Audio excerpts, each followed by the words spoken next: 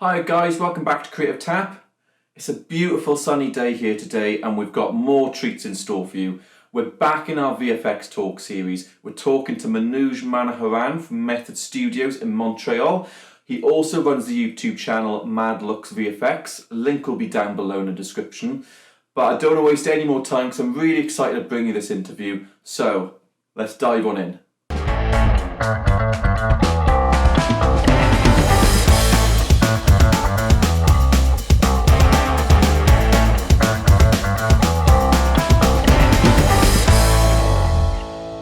So hey guys, this is Manooj from Madlookzvfx, and today we have an online session.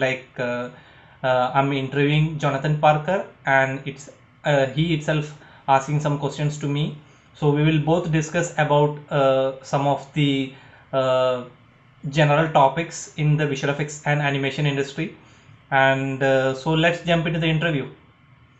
Great. So hey John, how are you?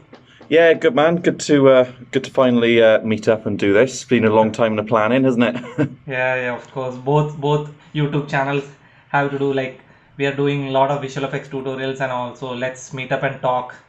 Yeah. It's good to kind of share best practices and help each other out and do all that. So yeah, I'm happy to be glad you contacted me about it. Yeah, I'm seeing your tutorials, man. It's like it's very useful for freshers and the people who wants to enter into visual effects jobs. Definitely it's gonna help them. So Definitely, yeah. I thought, like, let's make a video on some other general topics which can help the freshers, as well as some of the topics which can be useful for the experienced artists. Yeah. So let's jump into the questions. So the first question I want to ask you, can you introduce yourself? Tell us more about yourself. Cool, yeah, no problem. So, my name's John Parker. I went to university many years ago, studied a visual effects and motion graphics course in Wales in the UK. Really loved that course. So after I finished the course, I went and worked for a company, a visual effects studio called BOT Studio. They were based in Cardiff in Wales, a small studio, not like as big as MPC and all that. But I kind of preferred working in a smaller studio, not up in London. That was my take on it.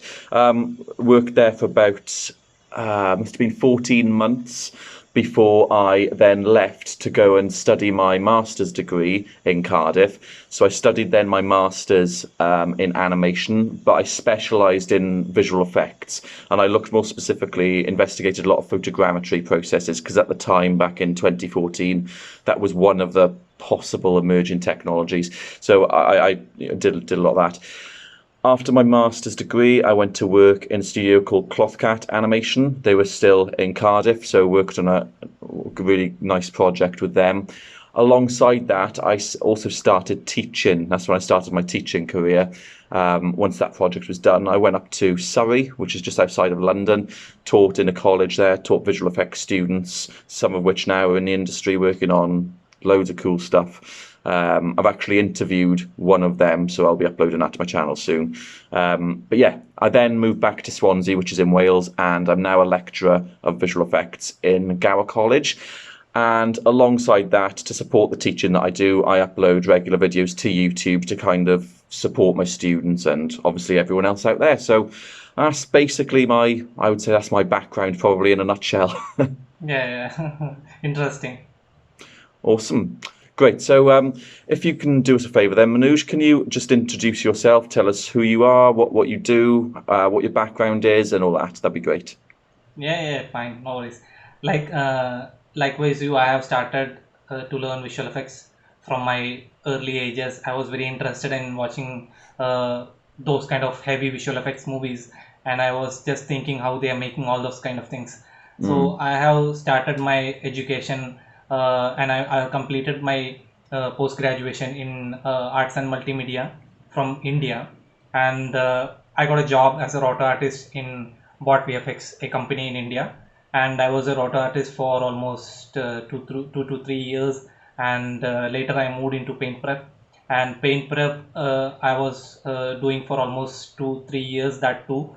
and later I moved into compositing kind Hmm. of role, and I was a compositor for almost 2 years and more than 2 years, and later I moved into Montreal, Canada, as a roto paint artist in, and currently I'm working in Method Studios, and talking about all these things. This is my experience, and I also have a YouTube channel named Madlookzvfx.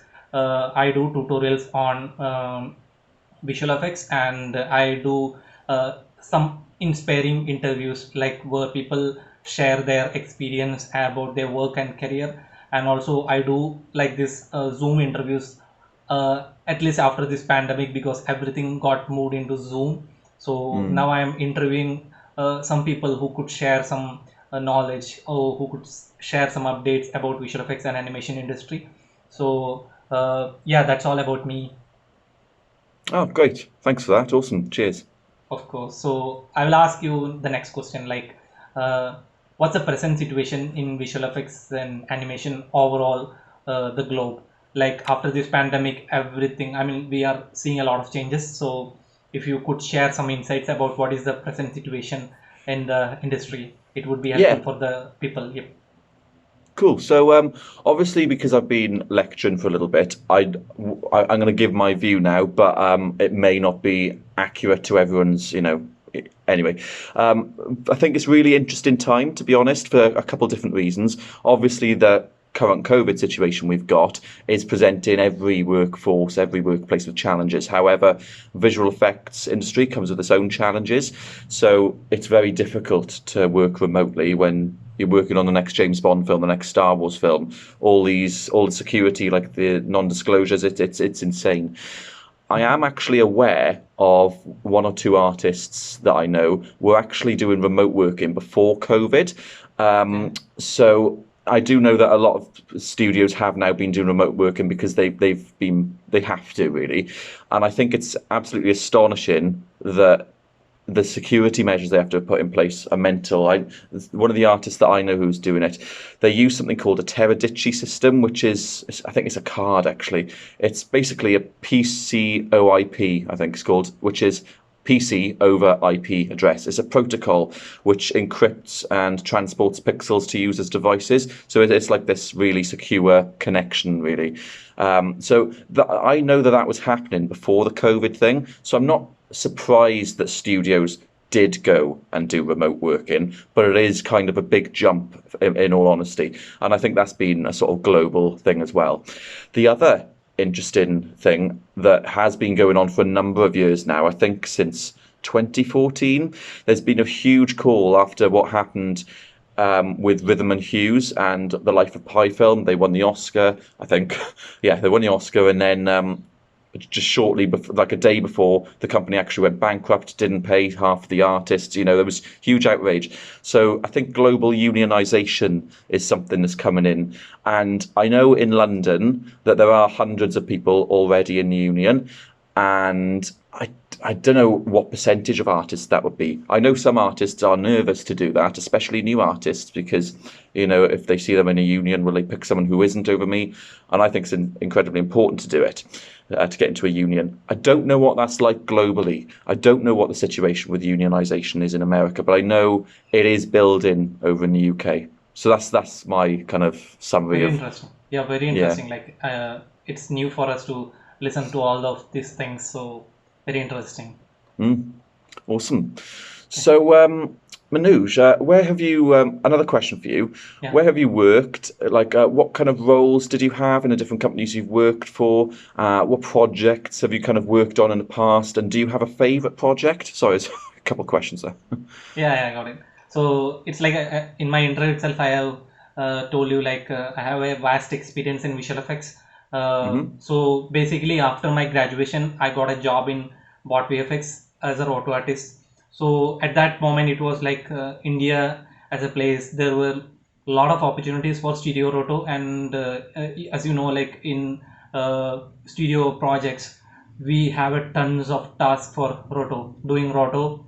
If you take a shot, like a single shot, we have to deliver maths for separate layers. Like if there is a crowd in that, there are a lot of layers to be rotoed. So there were a lot of opportunities in studio roto. So I got a job for doing studio projects, roto in studio projects. Then later in bot we used to get like visual effects kind of roto. So it was a big learning for me to to completely shift from a studio roto kind of work to visual effects, because visual effects needs more articulate roto. Like we have to match the motion blur, and also we have to match the like defocus or whatever it is. Like we have to roto very articulate in visual effects kind of work. So in studio it is not like that. We have to some projects needs like we have to match the outer pixel, that's it. There is nothing like we have to match the motion blur or we have to cut out this matte very articulately. So that was a big learning experience for me to completely shift from studio roto to visual effects roto. So I have like people always get bored of roto for like if they are working for 2 or 3 years and all, but I never got bored because I always takes every shots or every work which I do as a new learning experience, and I learn something from an individual shot. So after that, I was having an exposure of visual effects for almost 3 years. Then later I moved into paint prep work, and paint prep work is, I mean, it's very interesting. Like there is some art to that. It's not like completely cutting out a mat. It's like when we remove when we remove something from a shot, we have to feel like that shot should be like, it should feel like there is nothing like the removal task is done or anything like that. So there is some artwork in that, and I was pretty interesting like to do all those paint and prep tasks. And moreover, roto, I have the knowledge of roto, so it definitely helped me to excel my work in paint prep. And later, after 2 to 3 years work in paint prep, I moved into compositing. And when I became a compositor, I have a huge knowledge of roto paint, so it always helped me to do the compositing task very easily. Mainly, we were having like 2D compositing task, and in prep we almost covered 50% of the compositing, like layer by layer, clean plate and tracking and roto and basic color correction. All of these things which I learned from paint prep definitely helped me in compositing. So when I moved into compositing, the only thing which I learned more, advanced things, is CG side of the work. Like in roto and paint, we don't have much there is like we don't have much interaction with CG kind of work. So when I started learning, started getting CG kind of compositing, so it was a new learning for me, and I learned that. And yeah, I have almost have experience of 2 years in compositing. And then I moved into Method Montreal as a roto paint artist. So I can tell you, like, I have an experience of 9+ years in BOT VFX. So mostly people don't stay in one company for 2 or 3 years and all, but I have stayed in BOT for almost 9 years now, and my travel is still going on. Now I'm in Method, so the travel is still going on. And projects which I worked in, like I have started my work in Harry Potter, the last parts, like the last part of the release. So I have started my work in Harry Potter. Then I worked in John Carter and Ghost Rider, and later I have moved. I have worked in uh, almost all the huge movies which came in the recent history. Like in the recent past 10 years, I have worked in almost lot of movies, because my old studio was an outsourcing vendor, so they were getting a lot of movies. So it's not like taking a complete project, it's like a part by part of a movie. So I have worked in a lot of movies. The recent Godzilla series, I have worked in Avengers, I have worked in Justice League. And I can't tell like this is my favorite projects and all, but I have learned a lot of things, a lot of knowledge from that project. From every project which I worked. So yeah, this is all about me and the projects which I worked. Oh, thank you. That's brilliant. That's really good to hear. So let's move into the next question. Like, I want to ask you, like, what is the suggestion or on educational background needed for a good career? at least hereafter when everything is shifting online, because after this pandemic, all the learning, all this teaching, everything is happening online. So what should be the educational background for an artist who wants to enter into visual effects or animation industry? Cool. So I was having to think about this question, and obviously I'll get onto the educational part, but I think one of the most important things is actually having a passion for the field, having a passion for visual effects. That's as important in one sense, but also. There's one other thing that I think is important, and I'll get onto the I'll get onto the educational kind of things which we can look at. Also, a willingness. You've got to be willing in this industry to like keep learning as well as coming in with an educational background. You've got to in this industry be willing to keep learning new tricks because everything is constantly changing. So I do know in terms of educational backgrounds, I know artists who have come from a computer science background. I also know artists that have come from a graphics background, a fine art background. So in terms of educational background needed, I would say what makes the most sense is going to do a visual effects course. Now, I know a lot of universities, at least in the UK, offer that. However, that's great. There is, like you said, a lot of things now shifting online. So you can do a lot if you've got a little bit of money. You can do a lot just by looking at FX PhD. They've got a lot of courses on there. There's loads of great stuff on YouTube which you can learn from, and digital tutors, which is now plural site. That's another good one. If you're into the more modeling side, I'd be looking at Gnomon online. Gnomon's like a university. I think it's like a college university out in California somewhere. But they've also got loads of courses online, and they are really good. So loads. Like I said, I know people who used to be computer programmers and they came into visual effects. So I don't think there's one specific direct way. The most direct would be doing a visual effects course at a university or a college. If you haven't got one local to you, like I said, things are shifting online. A simple Google search will get you loads, but my recommended ones would definitely be FX PhD. They are really good. Taught by industry professionals. Digital tutors, sorry, it's now called plural site. Yeah, so plural site's a really good one. Loads of stuff just on YouTube. Sometimes on YouTube you got to be careful. If you look at FX PhD, you know that they're really high up artists and all that. But yeah, so FX PhD, plural site, Gnomon. That's GNOMON. CMI VFX. That's another good website with some really good courses on there as well. So yeah, I would say that. Of course, good. You've got a lot of insights. Great. So third question for you then. Okay. What is the industry like in India? Because earlier you said when you're working at BOT VFX, you kind of they outsourced a lot to you. Now, I don't know if this is a myth, but my understanding of the industry in India was it's mainly kind of roto and matchmove, but then you did mention some compositing. So is that a myth that India is mainly roto and matchmove?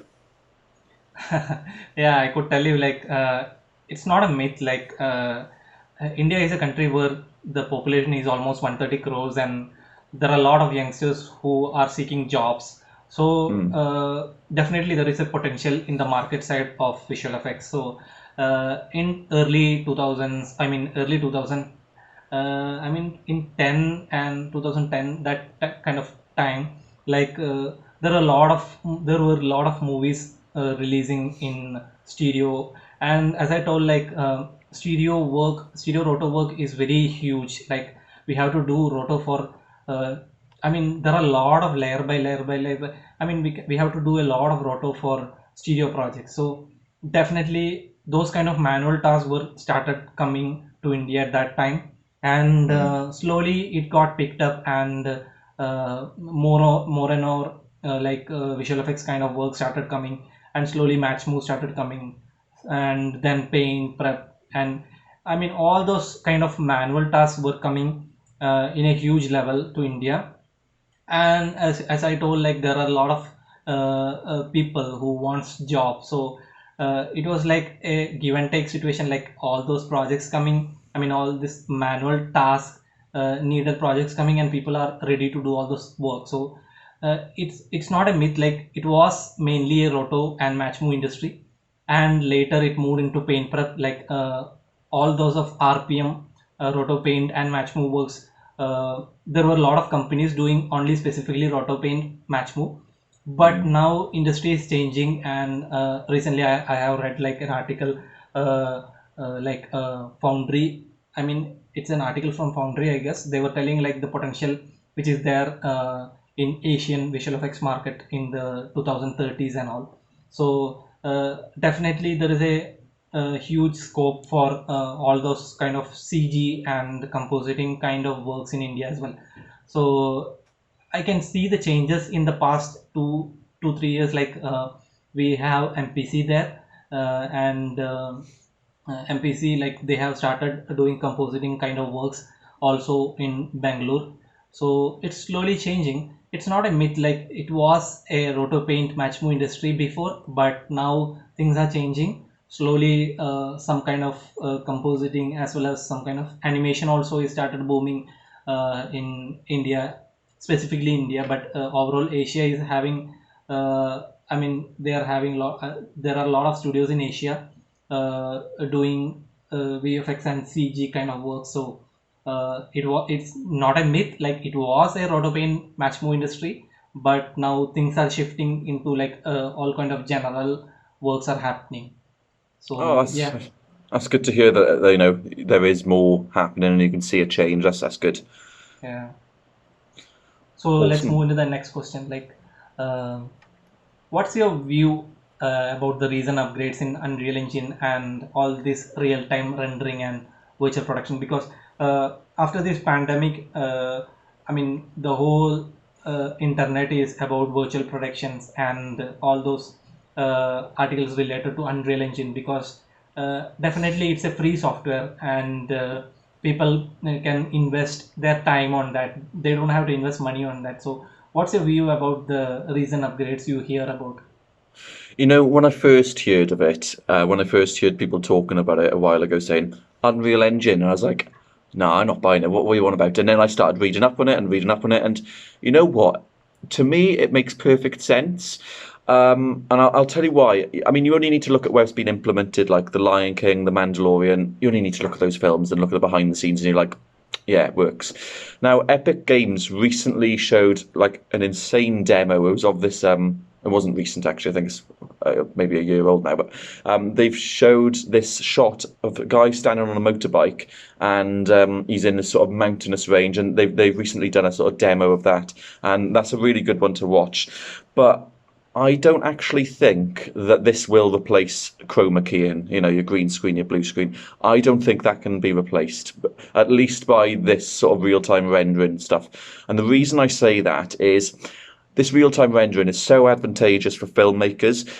Directors can be on set. They can say, no, move that cliff in the background to the left slightly. They can nail the shot there and then. And, you've got all the interactive lighting as well. That's great. However, I've heard of directors before being so ridiculously picky, like 2 days before the film's due to go out, they'll come in and they'll say, I don't know, I want the rain going to the left instead of down to the right. And it's not just a matter of going back in and like flipping it. That could be a rendered water simulation. And those little nitpicky changes, I think that's where green screen has a sort of strong point. I think this whole real-time rendering is great, especially with that interactive lighting as well. But if you want to make a changes, if the director thinks a month later, oh, we want to change this, I think that's easier when you've got a chroma key, because you've created that background yourself and you can take something out, and then when he asks on the next revision, oh, actually, can you put it back in? And when you're on revision 43, I think it's basically, it's great, this real-time rendering stuff. Especially, I can't get over the, some of the work that I've seen, like again, Lion King used it, Mandalorian. It is really good. Do I think it's going to replace chroma keying? No, I don't. Do I think that the virtual virtual sets and stuff, do I think that's going to get bigger? I think it's going to get massive. I've been wrong before. I thought photogrammetry was going to end up being huge, and it didn't get quite as big as I thought it was going to get. So, yeah. It's definitely, in my view, not going to replace chroma keying, but it is going to be huge. And you've got Unreal 5. They've announced kind of sort of the new stuff in Unreal 5. You know what? That looks insane. Promising. So Yeah, yeah, I think it's definitely got a place in the future. yeah, yeah. Let's hope like automation doesn't kill much jobs in industry. The one thing I would say about automation is I think computers are, I mean, you only have to look at like Boston Dynamics, all that kind of like AI robots, but there's one thing that I don't feel threatened by, and this is just my opinion. There's one Yeah. thing I don't feel threatened by with sort of AI within VFX, and I'm actually about to do a series on YouTube soon of AI in sort of motion design and visual effects. So that'll be coming up, stuff like deepfakes and all that. But the one area I don't think AI will ever match us on as humans is creativity. Of course. That's my opinion. Technical Yeah. stuff, yeah, they'll Of course. probably in 10 years be able to do a better roto maybe than any of us. But creativity wise, I can't see computers having that creative thought process. So that's just my opinion. Yeah, good, good. Cool. Yeah. So the next question for you then is, how does, obviously you've worked in Method Studios and Bot VFX. How do these two different studios, how do they compare? Do you find any differences in the working environment? Obviously you can't tell us about projects you're working on. Are the projects, are there any differences? Yeah, there are a lot of differences. Like, I mean, if you compare the industry in India and Canada, there are a lot of differences. I mean, I can't tell like negative things and positive things and all, but the Of general course. view I got, like I worked in India and I worked in Canada, so I have got a general view. Like, the timing differences is much. Here people values time, and in Mm. India it's like, I'm not telling like people don't value time and all, but there are people who end up in visual effects industry, and there are people who are really passionate.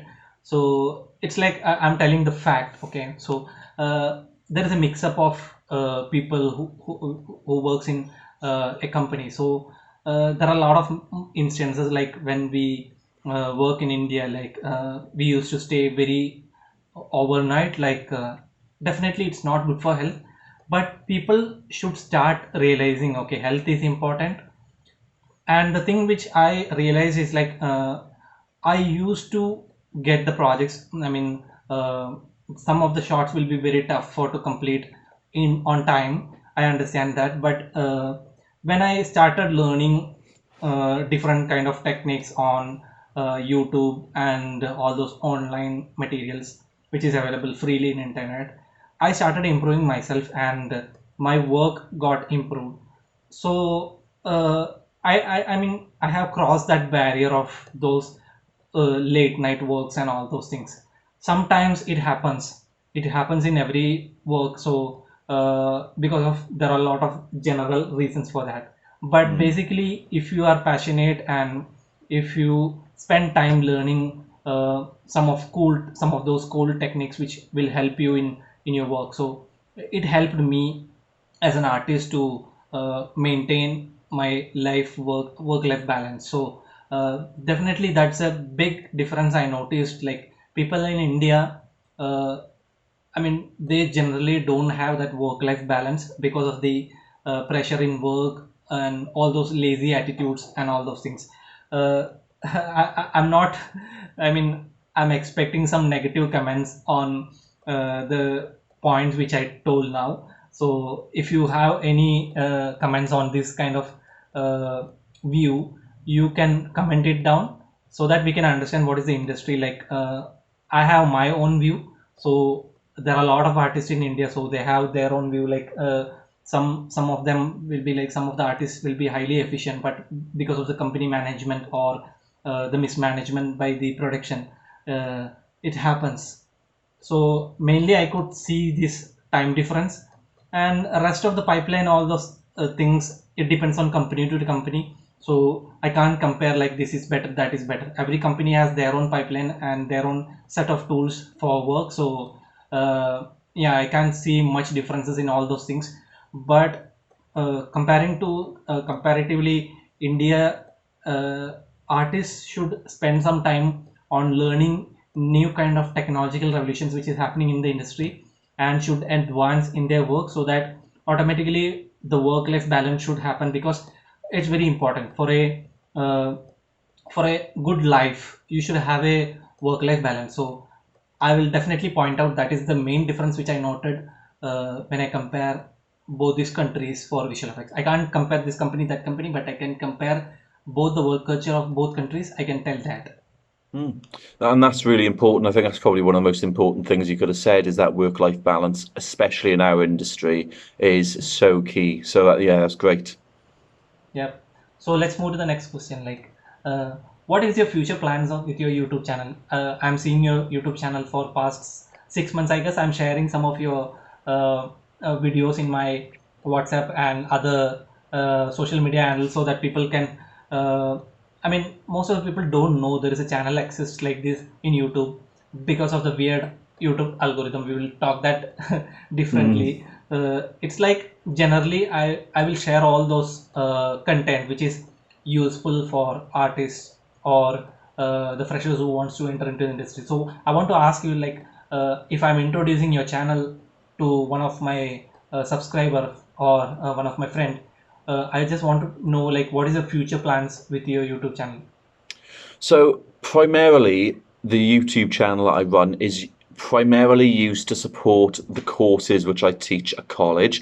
Those courses, we're launching a visual effects foundation degree. So it's actually visual effects and motion graphics. So it's mainly to support them, and there is some Photoshop and Illustrator stuff on there because, that's important as well.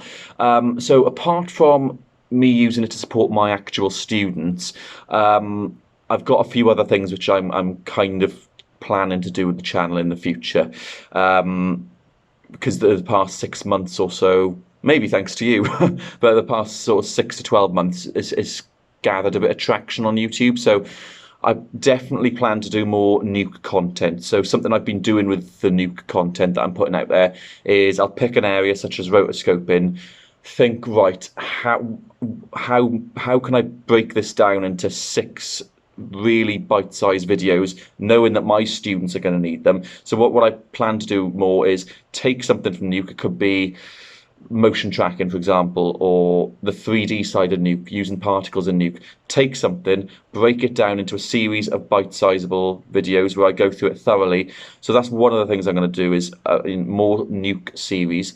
I'm also currently interviewing people for a new interview series, just like you are on your channel. I'm doing an interview series called VFX Talk. So that's going to be kind of coming up. Also, I've got a lot of friends in the motion design industry, so there will be one called Motion Design Talk or Motion Graphics Talk. I haven't really planned that one yet. The other thing I am going to be looking at, and I'm actually doing my research on this now, and I've been doing some tests, and they've been hilarious, the tests have. I'm going to be doing a series on looking at AI within our field, whether that's AI in motion design, whether that's AI in visual effects. I've started looking at deepfakes, and I took a shot from the Big Bang Theory of Sheldon Cooper, and I just took one frame into Photoshop, turned him into a zombie, and then I sort of used something called EB Synth. I don't know if you've heard of it. I'll be doing tutorials on that. And it just, as he's talking, this one sort of key frame which I change in Photoshop, he looks hilarious. And sometimes when it doesn't work, EB Synth is like a sort of style transfer software. So you do one frame and it transfers that into all the other ones. When it doesn't work, it looks even funnier because it's just like, what's going on? But yeah, so future plans, really. More new content, picking something, breaking it down into the basics, the bare bones, and doing a series on it. New interview series are coming up. It's like VFX Talk, Motion Graphics Talk, and I'm currently looking at AI within our industry. I won't be looking at Unreal. I need to get my head around that first. But yeah, definitely looking sort of like AI. Yeah. Yeah, absolutely. I mean, I'm really delightful to hear all these things, because we are gonna watch all this content in your channel soon. So really excited to. Cheers. Awesome. So I'll move on to the next question now. Yeah. What would you say? Can you give some tips and some pointers for my students? Obviously, they're going to graduate. They're going to want to get a show reel out there. So can you give us like 3 or 4 top tips for creating your show reel? Yeah, of course, of course. it's like when I was thinking about creating a showreel, it's like there are for me there are two showreels. Like uh, I was graduated from India in 2010, and I created a showreel, and I mean the industry is completely changed, so I can't take that showreel into like consideration of explaining all those showreel tips and all. So recently I have explored a lot of things in showreels and all. So it's like now the industry is more like specialized. Before, people used to learn animation, modeling, texturing, rendering, and all those kind of things, and they will go into like animation or lighting or anything. Like they will join as a lighter or animator or modeler or anything. So it's not like we have to learn everything. When I was learning, I was learning like editing, Photoshop, I mean designing kind of things, 2D animation, 3D animation, visual effects. I mean it was full of knowledge. So in that, only 50% of things which I got used to, I mean which I used in my present work. So if you want to make a reel, specialize, like you should choose what kind of a role you are gonna choose in your work. Like if you wanna go for a modeler, you should make a showreel especially for modeling. You can show some of like simulation, all kind of things related to modeling, but don't show animation or don't show like any other kind of task in that. If you want to do a roto paint of showreel, I mean roto paint showreel, you should add a task related to roto paint. Don't just I mean introduce animation, modeling, all those kind of things in roto paint showreel. So make specialization. If you are gonna join in a company for a compositing kind of role, you can add roto paint as well as some of the CG compositing, as well as some 2D compositing task in your showreel. It's all about specialization. So that's my first tip. Like choose your specialization and make showreel according to that.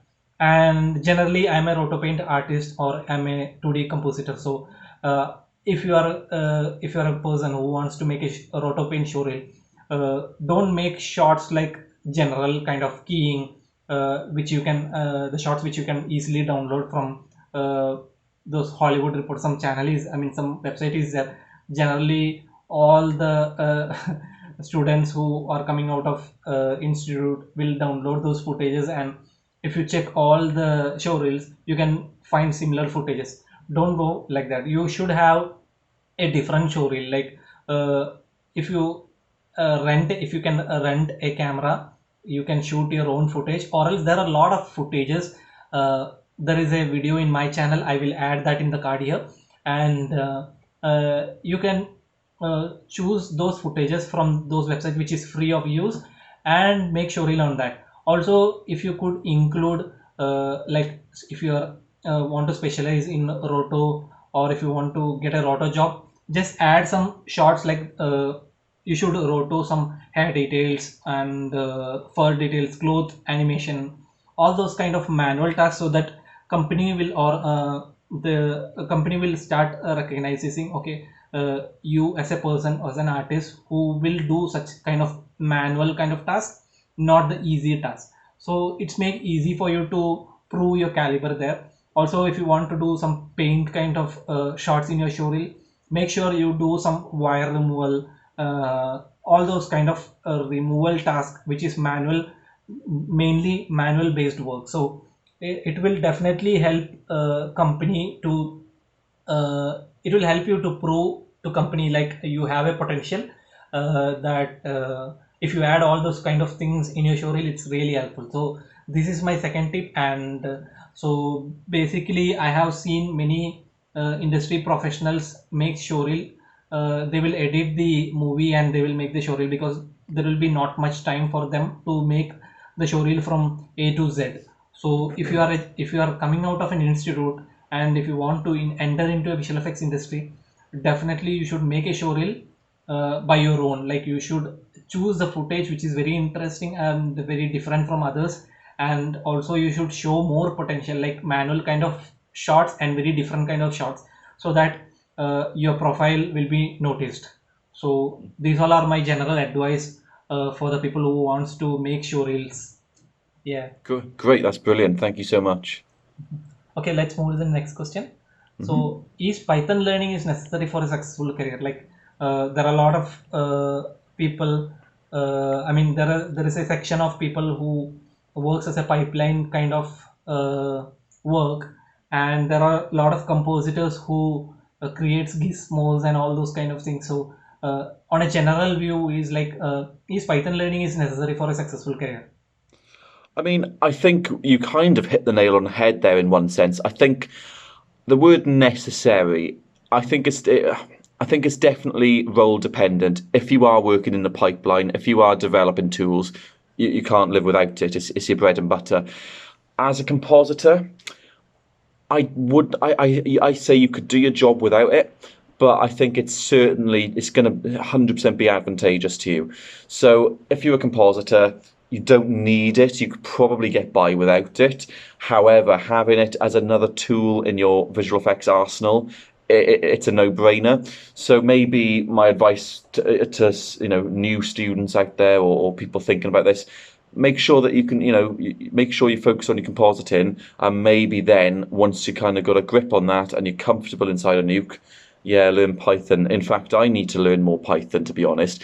I don't think it can. It's never gonna It's never gonna make your CV look worse, or your resume if you're American. It's never gonna make your portfolio look worse. It's only gonna strengthen your portfolio and skill set. And to be honest, this is an industry where I've said it before. I'll say it a million times. This is an industry where you have to be willing to continually learn new tricks. And learning Python as a compositor is probably going to help speed up your workflow as well. So I think it's not necessary, but it is obviously, again, if you're in pipeline or if you're developing tools, yes, your bread and butter. But I don't think it's absolutely necessary for a compositor. But it's a no-brainer. You shouldn't. I struggle with programming languages, and I need to get more into Python. So basically, don't be like me and just dive into it head first. It's very, very useful. Another kind of thing, and another tool in the bag. So that concludes the first part of our interview with Manooj Manoharan. Be sure to check back in next week when we have the second part and more questions between myself and Manooj. Hope to see you then.